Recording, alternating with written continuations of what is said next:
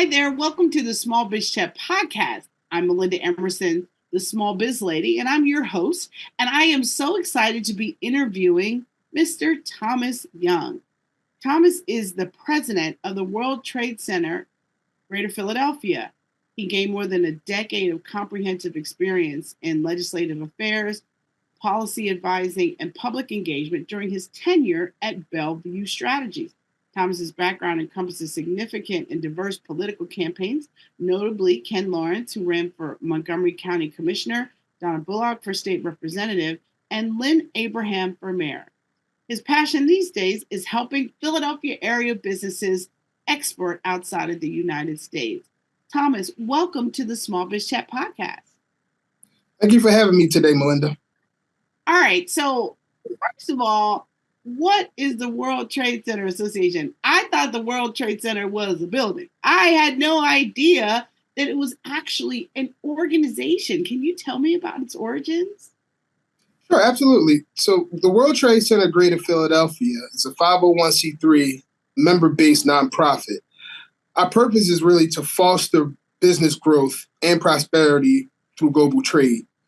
We support local companies across various industries and various sizes through a variety of international trade programs and partnerships.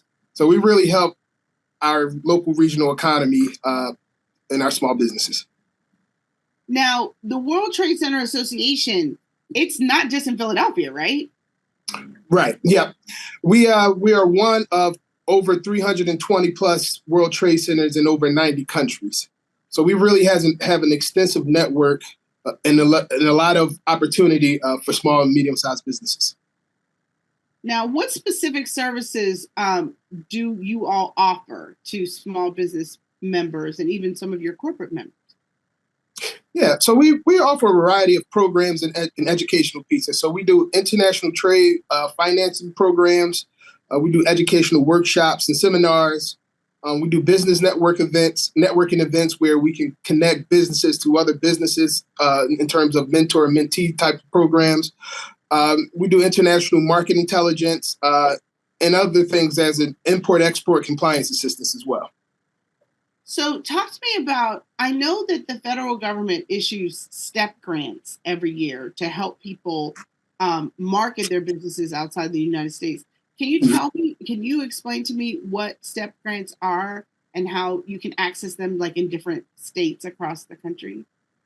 Sure. So STEP grants is on a state-by-state base where these grants help with travel expenses, travel experiences when you're looking for trade shows and missions to go abroad, when you're looking to scout out different opportunities that's on a global network.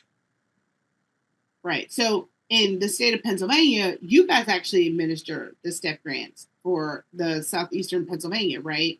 In the Philadelphia market? Yeah, so we don't administer the STEP grant. We help facilitate and manage our companies when it comes to the STEP grant. We work hand in hand with the Commonwealth of Pennsylvania. It's something called the Regional Export Network that we're contracted with the state of Pennsylvania to do in Southeast Pennsylvania. So when it's time to go on trade missions, when it's time to go to trade shows, we talk to our companies and we help them go through the process when it comes to the STEP grant. Okay.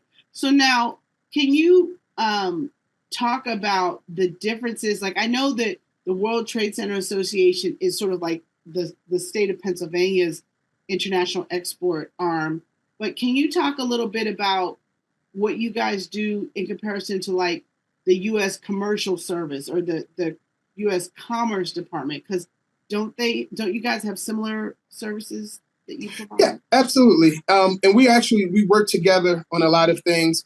Our commercial service office here in Philadelphia, we work hand in hand with them, with our membership, with our member companies to make sure they're getting the full deck when it comes to the global experience, when it comes to tapping in to marketplaces, when it comes to that conversation with some of the international scene, we help facilitate that, and so do the commercial services. I would say one of the biggest difference between the commercial services and us would probably be our network They have a network of about 100 offices in about 70 countries, where we have, again, over 320 plus World Trade Centers in 92 countries. But also, we deal more than just import, export, and trade. For the World Trade Center, we have really three arms of what we do. We deal in, obviously, import, export, trade.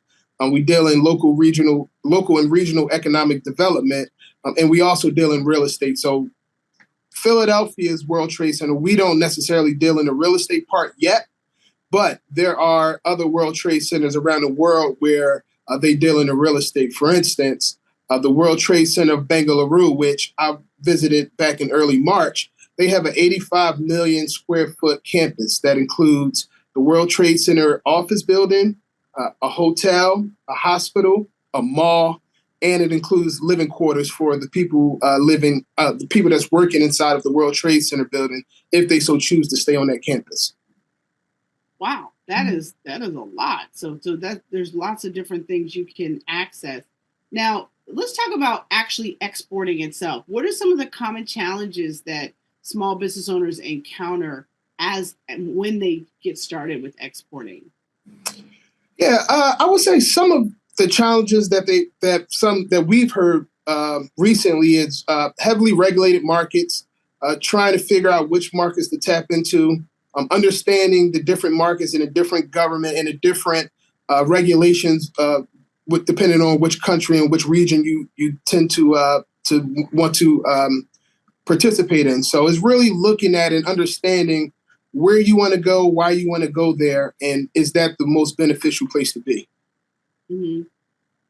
So can you give us an example of sort of like some of the types of services that you've helped people, that your organization has helped people with related to that? Like, I'm imagining you guys help people with their go-to-market strategy, right? In different Absolutely. markets. Yeah, absolutely. And it's one that we're very proud of. It's called Bassett Ice Cream. It's the oldest ice cream company in the U.S. It's based here in Philadelphia.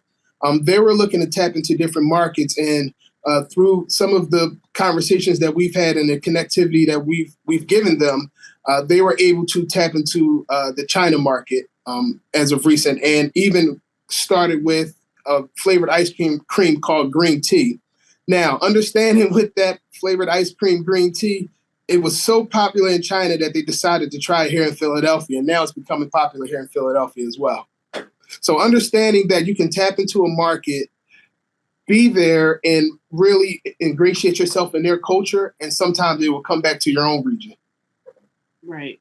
I know one of the things that I've had people talk about is just financing deals in foreign countries. It's like, I know that the federal government will loan people in foreign governments money to do business with American companies. Now, how do you guys get involved with some of that?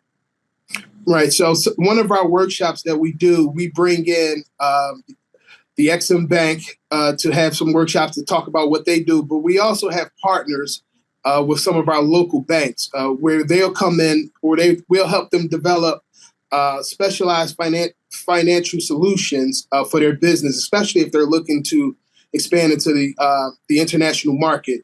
So when we say that, the things that include is like trade finance, export loans, and like letters of credit. So and that's the one thing that we really talk about Philadelphia and sell about Philadelphia's region is that when you think about the global network, we have everything from international financial services to multinational banks and multinational corporations that understand the different markets and understand the different foreign exchanges and understand the finances needed any particular given time in any particular given area.